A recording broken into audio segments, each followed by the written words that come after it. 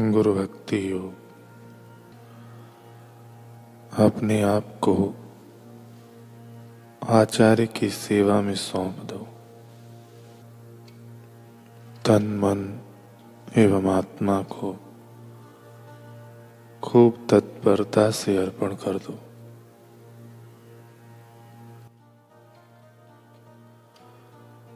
गुरु श्रद्धा का सक्रिय स्वरूप माने गुरु के चरण कमलों में संपूर्ण आत्मसमर्पण करना।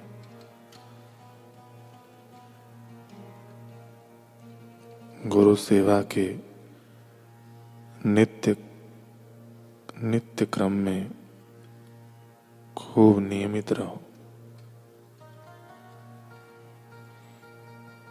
अपने आचार्य की दैनिक निजी सेवा में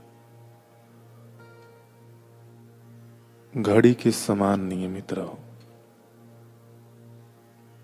आचार्य एवं हर एक संत का आदर करना यह नम्रता का चिन्ह है। आचार्य एवं आदरणीय व्यक्तियों की उपस्थिति में ऊंची आवाज से बोलो नहीं। गुरु के वचनों में विश्वास रखना यह अमरत्व के द्वार खोलने के लिए गुरु चाबी है। जब आप किसी महान गुरु के शिष्य हों तब अन्य किसी को आप अपने शिष्य बनाओ नहीं एवं खुद गुरु बनने का प्रयास करो नहीं। उनको अपने गुरु भाई मानो।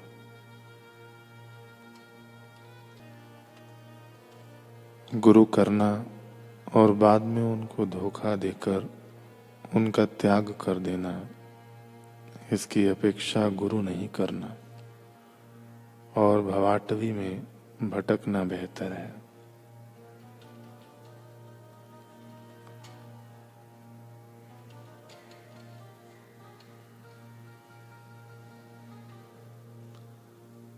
श्री आनंदमयी मां कह रही हैं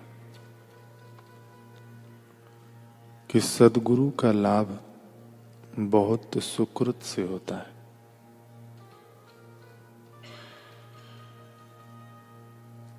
केवल सुकृति से ही सद्गुरु का लाभ हो ऐसा नहीं है। उनकी अहेतु की कृपा की भी आवश्यकता होती है।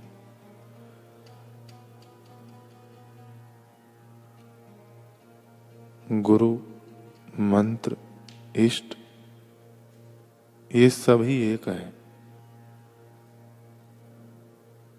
जब के समय गुरु ने जिस मूर्ति का ध्यान करने को कहा, उस मूर्ति या गुरु के श्री चित्र का ध्यान करना चाहिए।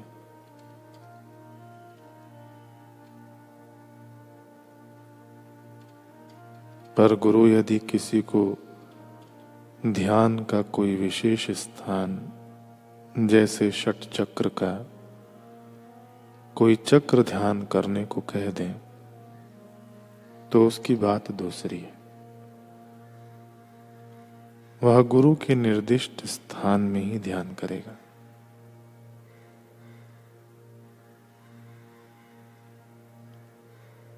हृदय ही सुख दुख की जगह है। हृदय में गुरु या इष्ट को बैठाकर ध्यान आरंभ करो।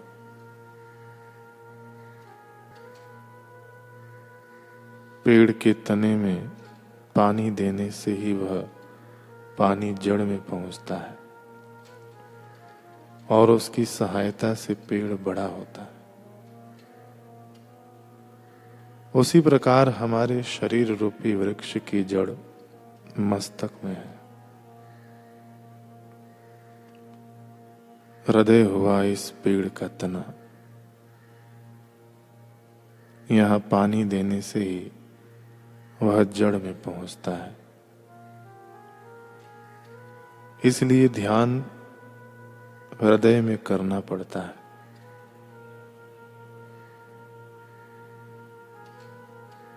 तुम लोग ध्यान करने जाओगे तो क्या करोगे?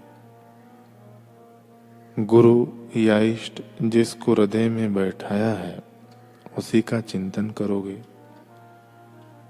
पर चिंतन करने पर भी देखोगे कि यह मन स्थिर नहीं रहता। 1 मिनट भी मन पकड़ कर रखा नहीं जा सकता। इसलिए गुरु को हृदय आसन पर बैठाकर श्वास प्रश्वास की ओर लक्ष्य रखना। यह श्वास प्रश्वास ही हमारा प्राण है। इसी की सहायता से ही हम लोग जीवित हैं। मनुष्य, पशु, पक्षी ये सब अपने में एवं परस्पर भिन्न होने पर भी एक विषय में अर्थात प्राण की दृष्टि में एक है, क्योंकि सभी प्राण के द्वारा जीवित है।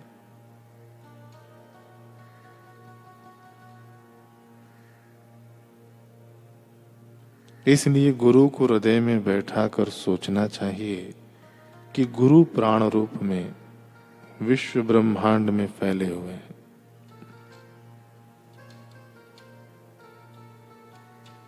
विश्वव्यापी हैं और श्वास प्रश्वास पर लक्ष्य रखकर गुरु मंत्र जपते जाना चाहिए। श्वास भीतर जाए तो ओम, बाहर आए तो एक। पूजा आदि के समय तुम लोग देखते हो कि लोग मिट्टी की मूर्ति बनाकर उसमें प्राण प्रतिष्ठा करते हैं। चैतन्य सत्ता सब जगह ही है। वह अन्य जीवों में जैसी है मनुष्य में भी वैसी है, परंतु मिट्टी में जो यह चैतन्य सत्ता है वह हमारे बोध में नहीं होने के कारण ही मिट्टी की मूर्ति बनाकर उसमें प्राण प्रतिष्ठा करते हैं।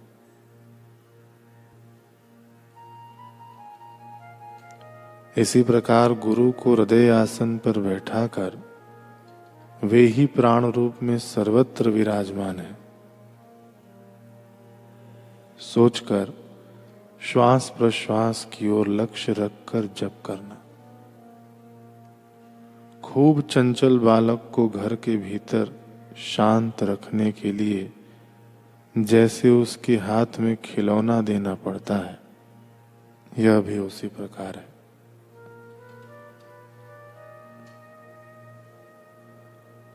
और एक चीज लक्ष्य करके देखोगे कि पानी में जो लहर उठती है वह पानी छोड़ और कुछ नहीं है, परंतु चंचलता के कारण वह पृथक दिखाई देती है। एक ही वस्तु युगपद स्थिर और चंचल, खंड और अखंड, यही नित्य लीला। इसके बाद भी अवस्था है जहां जल या तरंग कुछ भी नहीं है, वह अव्यक्त अवस्था है। श्वास प्रश्वास रूप अथवा प्राण रूप गुरु के ऊपर चंचल मन को युक्त करके यदि थोड़ी देर जपादि करो तो देखोगे कि मन स्थिर हो गया है एवं वही चैतन्य सत्ता जो तुम में सर्वदा है उसका प्रकाश हुआ है। उसका प्रकाश होने पर ही संशय की समाप्ति होती है। श्वास प्रश्वास के ऊपर लक्ष्य रख के जप करने की एक और सुविधा यह है कि यह सर्वदा सब स्थानों पर किया जा सकता है। इसके सिवाय ज्ञान, कर्म, भक्ति सभी मार्ग के लोग इसको कर सकते हैं। गुरु को सर्वभूत में प्राण रूप में देखना ज्ञान मार्ग का सहायक और जपादि क्रिया कर्म मार्ग के सहायक है। इसलिए देखो, ज्ञान कर्म, भक्ति, जो भी मार्ग क्यों न हो, इस प्रणाली से साधन कर सकोगे।